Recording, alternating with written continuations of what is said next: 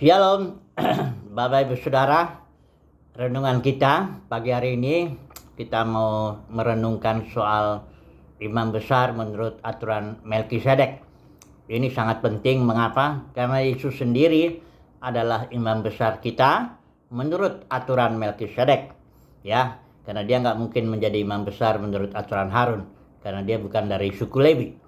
Dan kita ini juga adalah, semuanya kita orang-orang percaya itu adalah imam-imam juga menurut aturan Melkisedek tentunya ya, karena pemimpin kita imam besar itu menurut aturan Melkisedek. Nah, mari kita melihat kitab Ibrani ini ya. Ini jarang disinggung ya dalam dunia kekristenan, ini soal keimaman terutama aturan Melkisedek ini jangan sangat jarang disinggung lah ya. Nah, mari kita melihat Ibrani ini ada 13 pasal. Ini kita yakini ditulis oleh Paulus karena teologinya khas Paulus ya. Nanti kita lihat.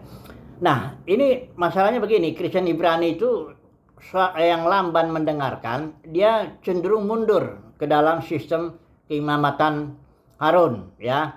Dia ya itu mereka jadi udah percaya Yesus tapi dia masih mundur ya, masih mau mengikuti aturan-aturan hukum Taurat dan sebagainya.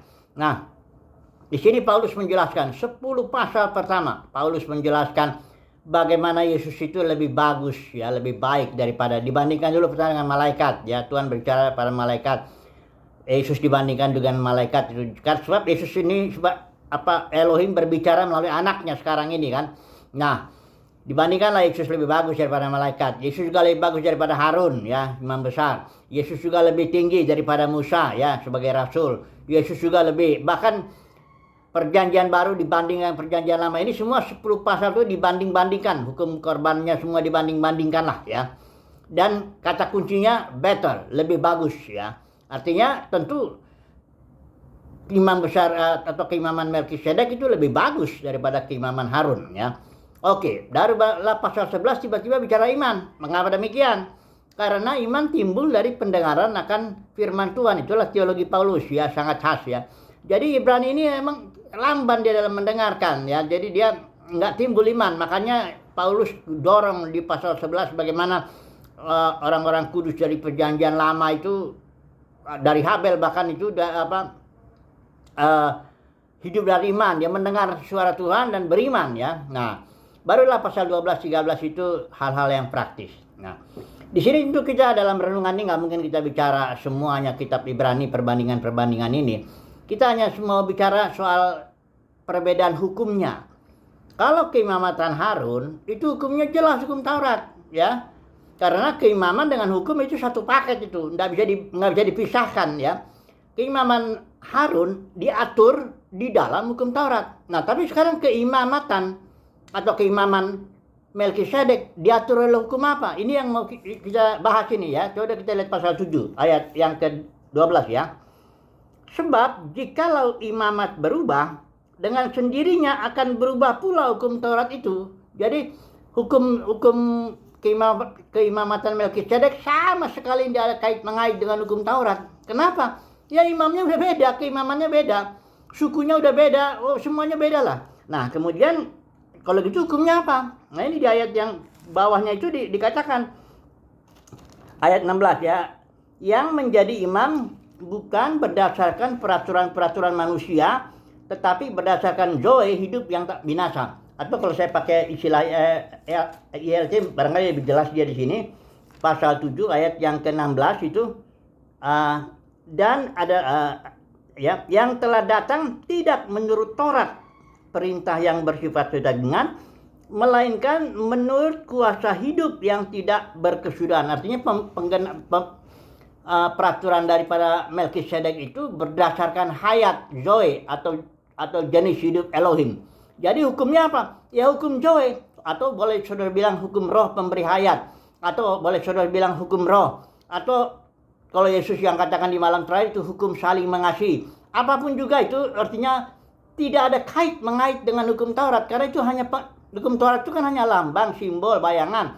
Inilah penggenapannya nih, hukum roh ini, hukum hayat. Atau kalau Yesus di Yohanes 14 bilang ibadahnya juga ibadah dalam roh dan kebenaran. Kebenaran itu artinya realita ya. Artinya bukan simbol, bukan bayangan, bukan bukan nubuat, tapi sudah esensinya, sudah realita.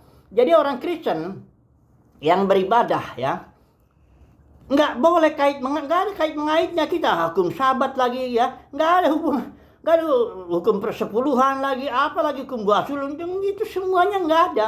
Penggenapan ini sekarang keimamannya masalahnya berbeda ya. Kenapa kita nggak jalanin hukum persepuluhan? Kenapa kita nggak jalanin hukum Sabat? Kenapa kita nggak jalanin hukum aturan-aturan hukum Taurat? Ya karena keimaman kita beda. Keimaman kita tuh keimaman menurut aturan Melkisedek. Yang itu kan aturan Harun, itu buat suku Lewi, orang Yahudi itu. Itu sudah digenapi oleh Yesus, sudah sama sekali. Jangan dibawa-bawa. Nah, dalam kekristenan, kerusakan yang paling parah menurut saya itu kerusakan keimamannya. Coba dalam kekristenan. Sekarang saya tanya. Dalam kekristenan, coba renungkan dulu. Itu keimaman apa? Aturan Harun, jelas bukan? Karena kalau aturan Harun ibadahnya mesti di Bait Suci situ, di Yerusalem. Sekarang nggak ada lagi Bait Sucinya, udah hancur tahun 70, dihancurkan oleh Titus, sampai sekarang nggak akan ada lagi. Dan saya yakin nggak ada lagi tuh. Jadi nggak mungkin aturan Harun. Juga orang-orang pendeta-pendeta itu kan bukan suku Lewi itu. Jadi nggak boleh ya. Jadi jelas bukan aturan Harun. Sekarang apakah aturan Melkisedek? Enggak juga. Karena aturan Melkisedek ibadahnya dalam roh, artinya mengikuti pimpinan roh.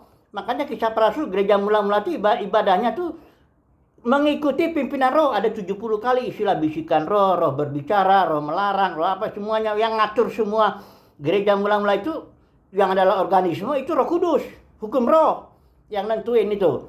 Ya, nggak ada sama sekali aturan-aturan. Kalau dunia kekristenan saya tanya sekarang, aturannya ada banyak, setidaknya ada 3 lah.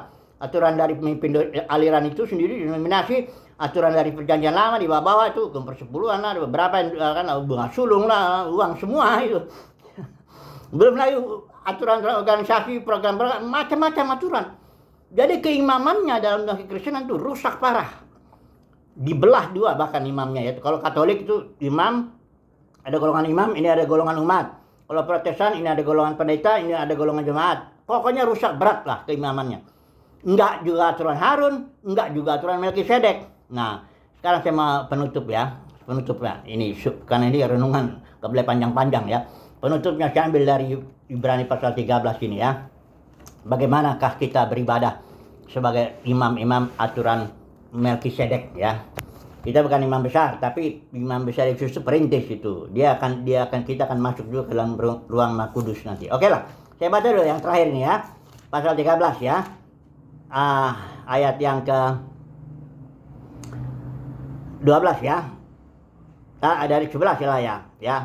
Ayat 12 saya. Karena itu Yesus pun telah menderita di luar pintu gerbang ya, atau ayat 10 itu. Kita mempunyai sebuah mesbah. Inilah pelayanan daripada imam besar, imam Melkisedek itu. Kita punya mesbah di ayat 10 itu. Mesbahnya apa? Ini mesbahnya di luar perkemahan. Karena saudara, kalau tubuh korban binatang itu dibakarnya di luar perkemahan, Yesus pun menderitanya di luar kota Yerusalem ya. Golgota itu di luar kota Yerusalem, nggak jauh dari situ, tapi di luar.